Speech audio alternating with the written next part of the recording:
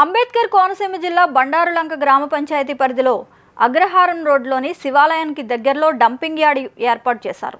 ఈ యార్డ్ను ఆనుకొని సుమారు 20 కుటుంబాల వారు నివసిస్తున్నారు. పంచాయతీ పరిధిలోని చెత్తను సేకరించి ట్రాక్టర్లపై ఈ యార్డుకు తరలిస్తున్నారు. పందులతో, దోమలతో, దుర్గంధంతో సహజీవనం చేయాల్సిన దుస్థితి ఏర్పడిందని పేర్కొంటున్నారు. తరచూ రోగాల బారిన పడి వేలకు వేలు ఆసుపత్రులకు చెల్లించాల్సి వస్తుందని ఆందోళన చెందుతున్నారు. వెంటనే అధికారులు, ప్రజాప్రతినిధులు స్పందించి డంపింగ్ యార్డ్ను వేరే ప్రాంతానికి తరలించి తమకు న్యాయం చేయాలని గ్రామస్తులు కోరుతున్నారు. బుధవారం గ్రామ సర్పంచ్ పెనుమాల సునీత ఏడుకొండలతో కలిసి డంపింగ్ యార్డ్ను తరలించాలని గ్రామస్తులు ఆందోళన చేశారు.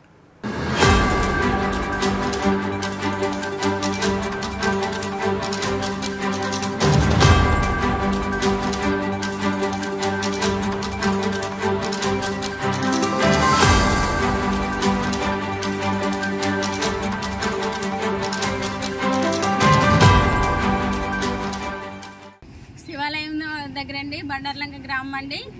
ఎప్పటి నుంచోనండి, ఒక 20 సంవత్సరాల నుంచి ఇక్కడ డంపింగ్ యార్డ్ చెత్త పెరిగిపోయండి. చాలా ఇక్కడ ఉన్న ప్రజలు చాలా ఇబ్బందులు పడుతున్నారండి. హరీష్ మాధురి గారు కూడా నేను తీసుకురావడం జరిగిందండి. ప్రత్యేకంగా ఆయన దీని మీద ఆయన చర్య తీసుకుని వెంటనే సాల్వ్ చేస్తానని చెప్పారండి. దోమల వల్ల డెంగ్యూ, మలేరియా, టైఫాయిడ్ ఇలాంటి జ్వరాలతో చాలా బాధపడుతున్నారండి. మేమైతే పంచాయతీ నుంచి శానిటేషన్, బ్లీచింగ్, ముగ్గు ఎక్కువ చిమ్మింటున్నాం కానీ అది అంతంత మాత్రంగానే ఉంటుందండి. ప్రధానమైన ఈ సమస్య మాకు ఎప్పటి నుంచో ఉందండి. అధికారులు వెంటనే స్పందించి మా గ్రామానికి ఈ డంపింగ్ యార్డ్ తొలగించి వేరే చోట ఏదైనా ప్లేస్ చూపించి మాకు గ్రామానికి, మా గ్రామ ప్రజలకి ఆరోగ్యకరంగా ఉండడానికి సహాయపడతారని అధికారులకి, ప్రజాప్రతినిధుల్ని కోరుతున్నామండి. పాపం పేద ప్రజలందరూ కూడా గత్యంతరాలు లేక, వాళ్ళకి ఇళ్ల స్థలాలు అయ్యి లేక, మరి ఇక్కడ అదే కంపుతోటి గత 10 ఏళ్ళ నుంచి కూడా చాలా ఇబ్బంది పడుతున్నారు. వాళ్ళని చూస్తుంటే అందరికీ కూడా జాలేస్తుంది. ఏంటంటే కారణం అంటే వర్షం చినుకు పడ్డదంటే చాలు విపరీతమైన కంపు అయినా ఆ తర్వాత రాత్రిళ్ళు దోవలతోటి వాళ్ళు ఎలాగ బతుకుతున్నారు అన్నది చాలా కష్టంగా, ఇబ్బందిగా ఉంది.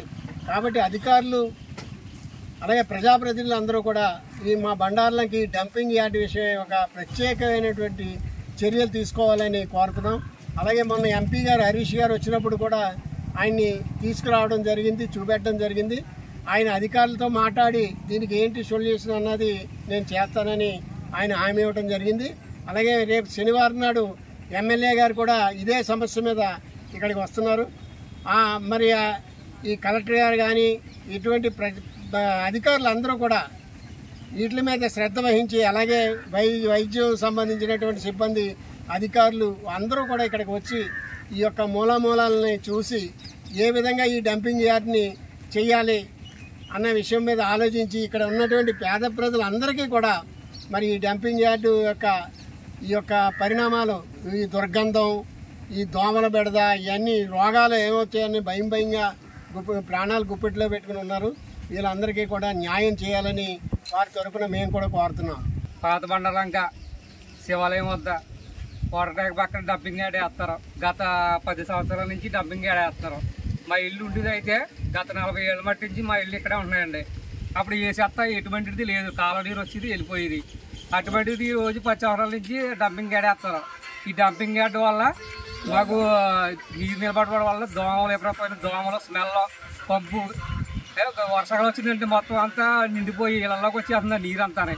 దీని గురించి దయించి మొత్తం అందరూ కూడా మాకు ఈ డంపింగ్ యార్డ్ ఇక్కడ నుంచి ఖాళీ చేయాలని మేము కోరుకుంటున్నామండి. పిల్లలతోటి గట్టా ఉన్నాం, మమ్మల్ని దయించి మా మీద మీరు అందరూ కూడా దయించి ప్రార్థించి ఈ డంపింగ్ యార్డ్ ఇక్కడ నుంచి ఎక్కడికైనా తరలించాలని మేము కోరుకునేది ఒకటేనండి. నిరంతర వార్తా స్రవంతి కోసం వీక్షిస్తూనే ఉండండి మీమా VST news. Please like and share, do subscribe our channel.